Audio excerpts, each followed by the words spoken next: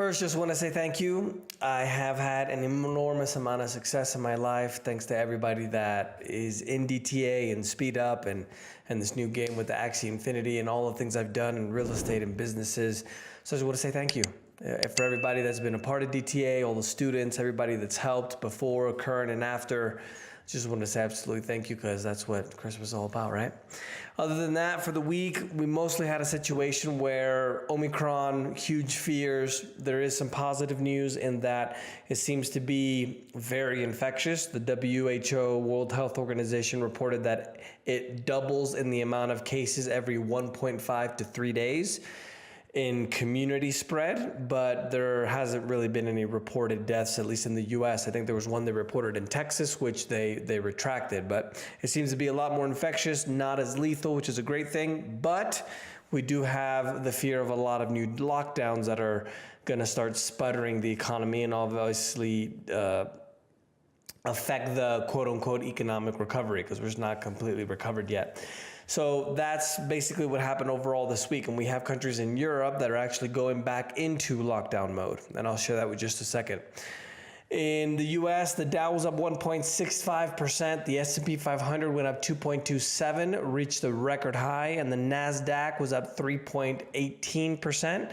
Overseas market news, global stocks have a capitalization of $1.8 trillion. And one of the things I found extremely interesting was the fact that world stocks are now worth $118 trillion, which is about 140% of the world GDP, global economy. So the value of the stocks are 118 trillion, which are 140% larger than what the global economy actually is. I thought that was a pretty interesting stat. European markets mostly higher for the week. Spain was up 3.03%. Istanbul can't catch a break. They cratered down over 10%. Latin American and Canadian markets were mixed. Canada was up 2.31%. And then in the Middle East, we have markets that are mostly mixed, with Egypt being positive 0.75%. Asia and Australian markets, the Philippines taking the crown. Hopefully some of you guys that are watching from the Philippines are okay after that super typhoon hit you guys, caused a lot of damage. My heart goes out to you guys. Philippines went up 1.61%. Bitcoin and other cryptocurrency news. Bitcoin is higher this week, went up over 8% to just under 51,000. It was at 50,841 for 2021 so far, as long as nothing crazy happens. It's up over 75%, and the entire crypto market is worth $2.3 trillion. If you put that into perspective, the value of the stocks, I told you guys, was $118 trillion. Well, if you see the crypto market is only 2.37 trillion. So theoretically, it would have a lot of room to grow. Other than that, commodities, good news and bad news. There's already starting to be some energy problems and blackouts in Europe. We talked about that, I believe, about 2 or 3 months ago, right? Basically has to do with the situation with energy. They're going super renewable. In the winter, there's no sun, and then sometimes there's no wind. And there was a situation with the French that mostly have nuclear energy, and some of their production was actually taken down. If I'm not mistaken, I believe it was 10%. So due to that, winter is coming. The colder weather obviously increases the amount of energy that people use. There's a situation as well where Russia is going to start lowering, let's call it throttling, the natural gas through the pipelines that they feed to Europe. So thankfully, the United States is able to send them some liquefied natural gas on some flotillas, which is literally just a bunch of boats. And thanks to that, the cost of the natural gas dropped by 43%. Now, due to the cold weather and the fact that there hasn't been, let's say, wind or solar, obviously there's not a lot of sun in the winter in North America either, but there's a situation where there's a big strain on the electricity grid, and unfortunately it affects the poorest people in countries first. Kosovo, being the poorest nation in the continent, they had to start introducing rolling blackouts for most of the 2 million citizens due to the overload on their electrical grid. And in addition to that, Serbia was forced to cut power to customers since they were not able to keep up with the situation with the outage from the French nuclear power outage, and that obviously caused them to start buying it from overseas and other places, which is tremendously expensive for them.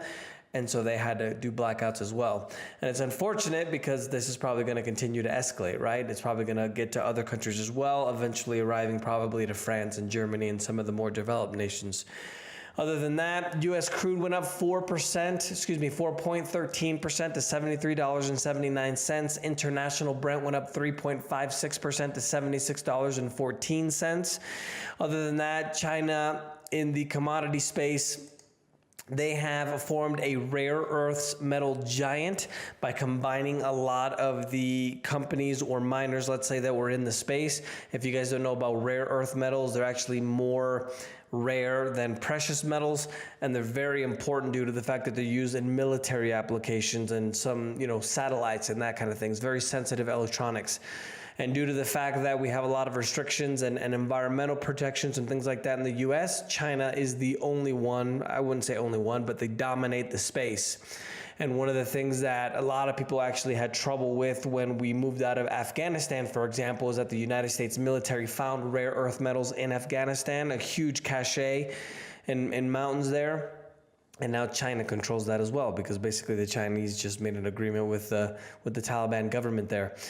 So worrisome for a lot of the world economy and Western nations, because now it's going to allow them to continue to develop these rare earth metals and mines a lot quicker now that they're consolidating the space and creating basically a mega corporation when it comes to these miners and producers.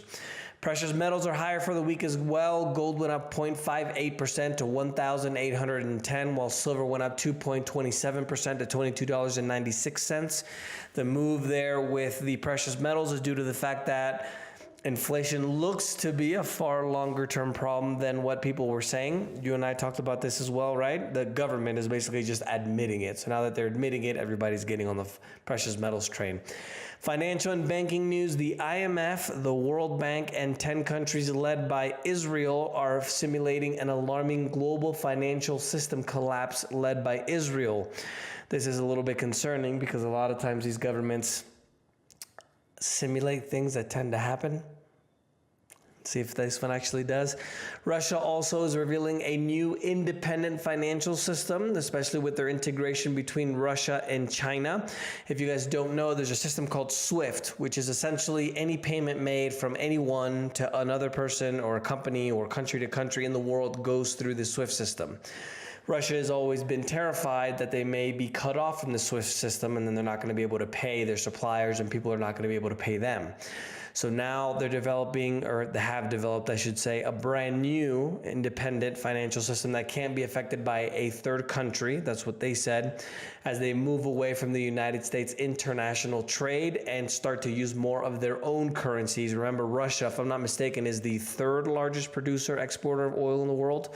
So that's, that can cause some damage. And U.S. producer prices exploded to a record high in November. If I remember the number, I forgot to write it down here, but I believe it was 9.6%.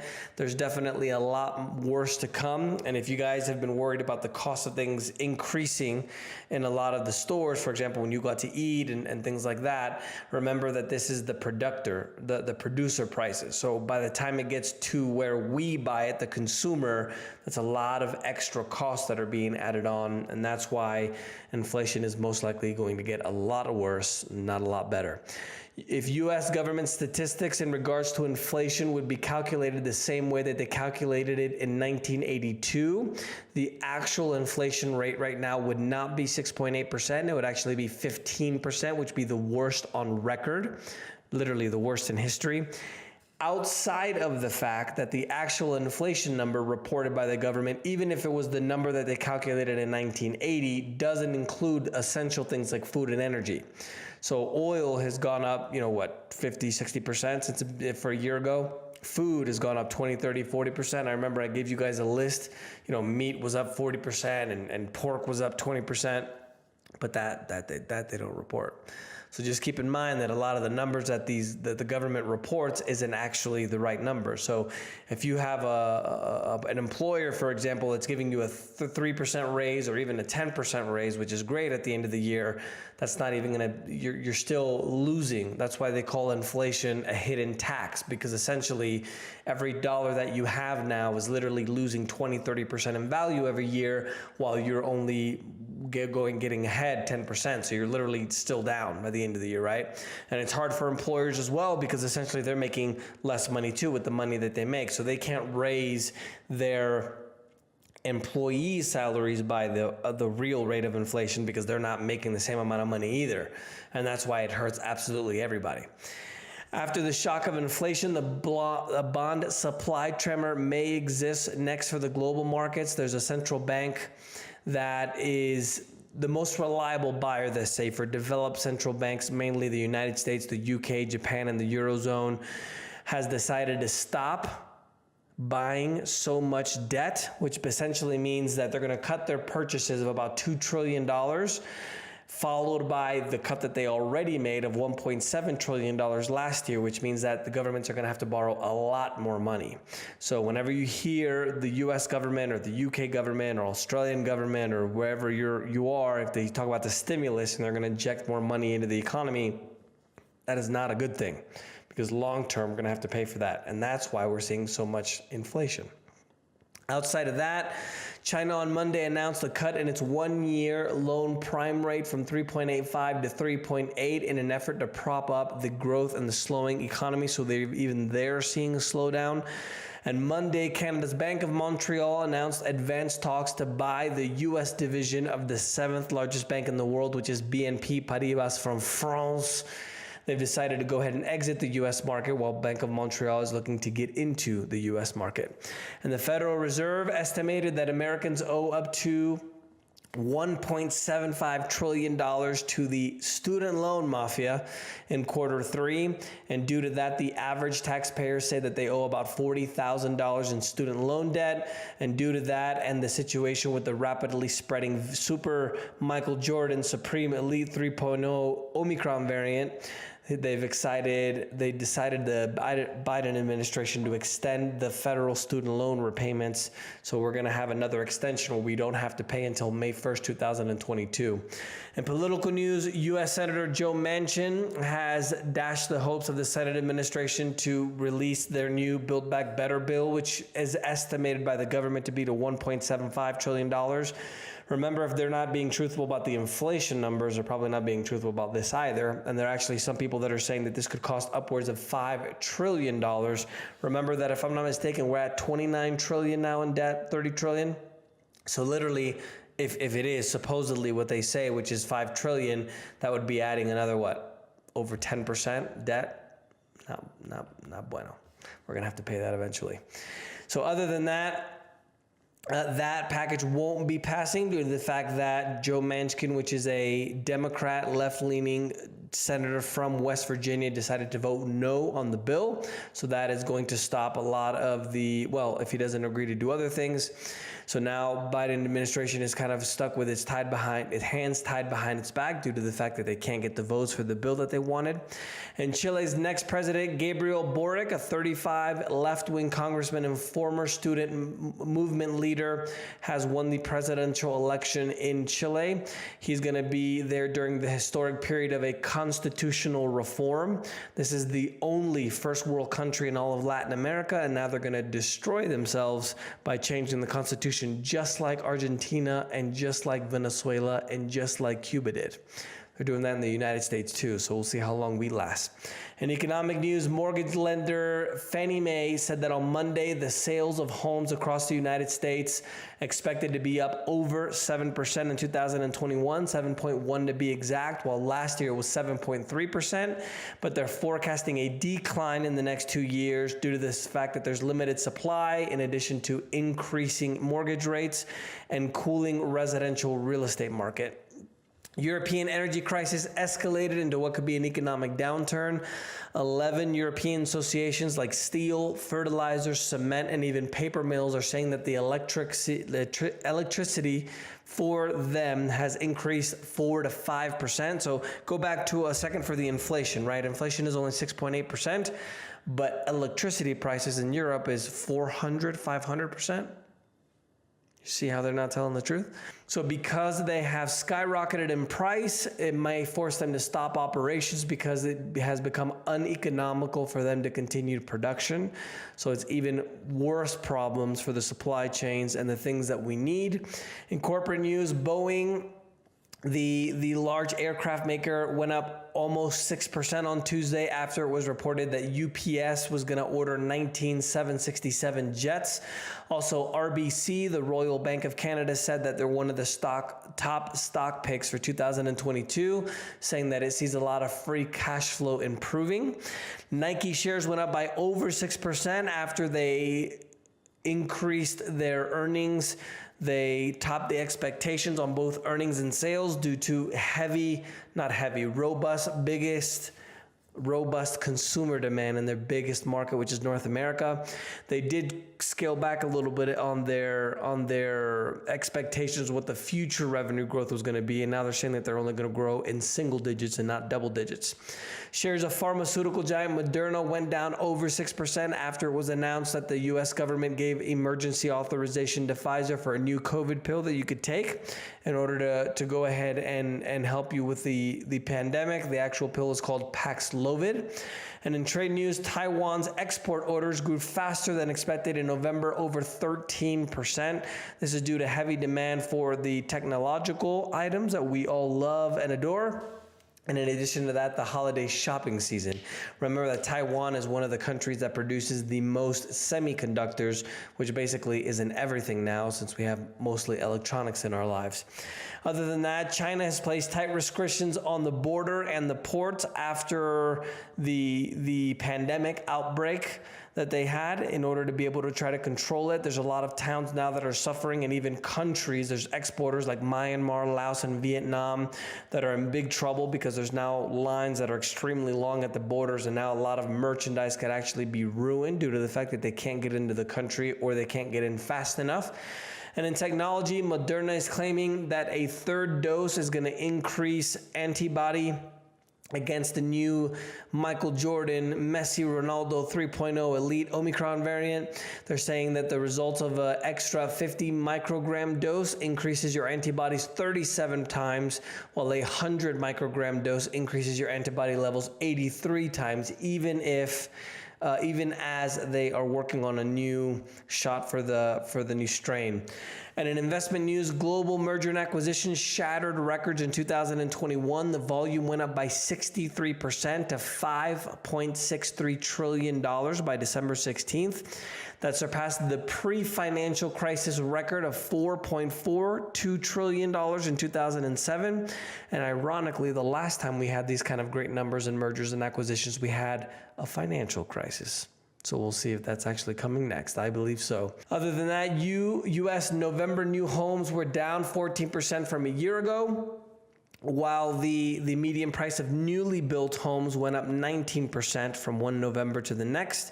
And U.S. single-family rents in October went up 10.9% year over year, 3 times the 3.2% annual growth rate seen in October of 2020. But the inflation is only 6.8%, don't worry. Other than that, the Chinese struggling real estate developers are facing a growing number of repayments. In the second quarter alone, they're going to have to, in the quarter one, they're going to have $18.5 billion. I'm going to start that over to make sure it's clear. They're going to owe $19.8 billion in quarter one and then $18.5 billion in quarter two. So a lot of people are fearing that a lot of these developers in China, like Evergrande, for example, aren't going to be able to pay those debts, which is going to, if they don't, most likely cause a huge crisis economically in the world. Russian authorities have pressured a lot of the tech firms this year. They're accusing them of not moderating their content properly by allowing users to post illegal content that interfere in the country's internal affairs. Google was fined $98 million, while Meta, which is the parent of Facebook, in addition to Twitter, have also been fined for the same exact thing. And U.S. recorded in international events, the U.S. recorded 1.7 million illegal southwest border crossings past year as of October, highest numbers since 1960, nearly 4 times the previous year. And in addition to that, that's only the people that were actually caught, not the people that weren't caught that already got through the border. And the WHO is warning the World Health Organization that, as I mentioned before, that the Omicron cases are doubling every 1.5 to 3 days in community spread, even though there's a situation where the UK now is seeing a dramatic surge in cases. Austria is imposing stricter travel rules as it just was ending the lockdowns. Germany as well as increasing its travel restrictions, while the Netherlands is literally going back into lockdown on Sunday, which is probably when you're going to watch this video, all the way to January 14th. Meantime, in places like Florida, Texas, and Sweden, 0 restrictions, 0 mandates, 0 masks, and everything is fine. Makes you kind of question things, huh? Germany's Chief of Navy, Vice Admiral K. Achim Schanbach, is stating that the Chinese are increasing their navy every 4 years by the equivalent of the entire French Navy. He also said that alongside the Chinese naval buildup, they're pressuring or strongly suggesting that they follow the international rules for maritime matters, due to the fact that they don't seem to care about the rules too much. And other than that, the U.S. will soon lift the restriction that was placed on the 8 southern African nations over the variant. In addition to that, the U.K. has already removed their restrictions. And an unusual fact this week, U.S. flights are canceled supposedly because they have a lot of COVID-19 variant positive tests. Thursday, there were 284 flights that were canceled. Friday, there were 688 flights canceled. And on Saturday morning, it went to 834. So hopefully you weren't caught in that. That's the news for this week, guys. I'm going to go. If you have any questions, don't forget to subscribe. And we'll see you next week. Have a good one.